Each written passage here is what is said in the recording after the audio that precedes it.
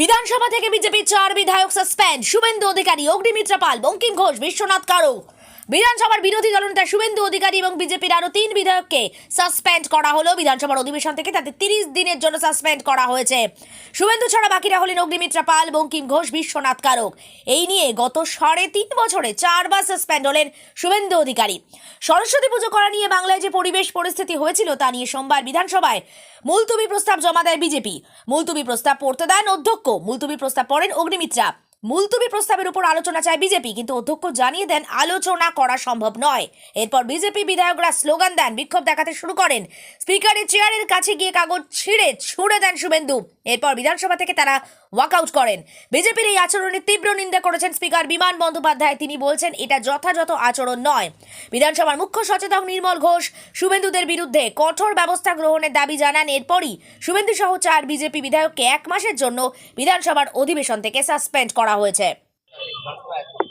আমি যখন আমার আজকে প্রথম প্রশ্ন ছিল, আজকে গ্রন্থাগারের একটা প্রশ্ন ছিল, সেই গ্রন্থাগারের প্রশ্নটা হচ্ছে এই যে 1 নম্বর প্রশ্ন, 1 নম্বরে ছিল আমার গ্রন্থাগারের প্রশ্ন। এই প্রশ্ন পর্বের উত্তর হয়ে যেতেই আজকে এখানে আমার প্রোগ্রাম আছে বলে আমি বেরিয়ে পড়েছি। আমি মধুবাবুকে বলে এলাম আপনি পেছনে আসুন, আমি আগাচ্ছি। আমার প্রশ্ন হয়ে যাওয়ার পরেই আমি উপস্থিতিতে ঘরে সই করে আমি বেরিয়ে চলে এলাম। আমি যখন আপনার প্রায় সিয়াখালার কাছেই চলে এসেছি, তখন আমাকে টেলিফোন করছে, বিশ্বনাথবাবু আপনি সাসপেন্ড হয়ে গেছেন। কেন না, আপনারা যে একটা মোশন জমা দিয়েছিলেন সরস্বতী পুজোকে কেন্দ্র করে, এবং তার হইচই হয়েছে, ভেতরে হইচই হওয়ার জন্যে শুভেন্দুবাবু, আপনি এবং বঙ্কিম ঘোষ, অগ্নিমিত্রা পাল 4 জন আপনারা সাসপেন্ড হয়েছেন। আমিও সাসপেন্ড হয়েছি। আমি শুনলাম, টেলিফোন আমাকে জানালো। আমি বললাম আমি তো থাকিনি ওই সময়, আমি সাসপেন্ড হলাম কি করে? কারণ হচ্ছে এই সরকার মানে এইরকম, এরা না বুঝে সুঝে চোখ বুঝে সরকার পরিচালনা করায়, এবং চোখ খোলা আছে একমাত্র যারা তলাবাজি করে তাদের কাছে। কারণ সেখান থেকে টাকাটা তারা পায়, বালি পাচারের টাকা পায়, মাটি পাচারের টাকা পায়, এবং তলাবাজির টাকা পায়। এইসব বিভিন্ন জায়গায় তারা পায়, তাদের দিকে চোখ খোলা আছে। আর আমরা যে বিধানসভায় ওই সময় নেই, যখন ওই গণ্ডগোল হচ্ছে, কিংবা যখন প্রশ্ন পর্ব উত্তর সারা হয়ে যাবার পর তখন আলোচনার জন্য প্রস্তাব রাখা হচ্ছে আমাদের বিরোধী পক্ষ সদস্যের পক্ষ থেকে, তখন আমি নেই। তা সত্ত্বেও আমি সাসপেন্ড। তার মানে এখানে বোঝা যাচ্ছে যে এরা না জেনে বুঝে করে।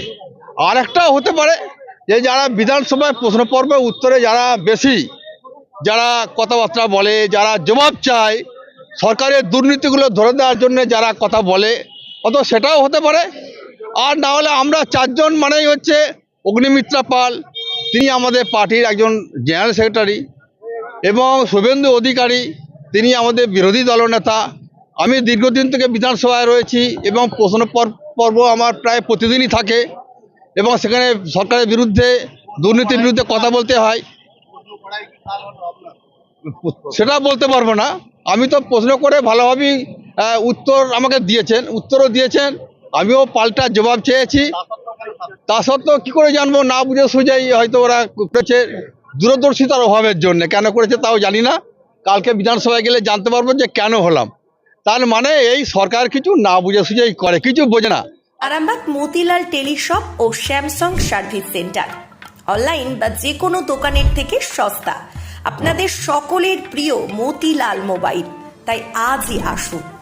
পুরানো মোবাইল সারানোর চেয়ে বেশি দামে এক্সচেঞ্জ, 0% ইন্টারেস্টে, 0 ডাউন পেমেন্ট, 0 কস্টে মোবাইল ফাইন্যান্সের সুবিধা।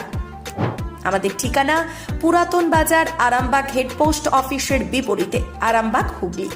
আমাদের যোগাযোগ নাম্বার 7001304430।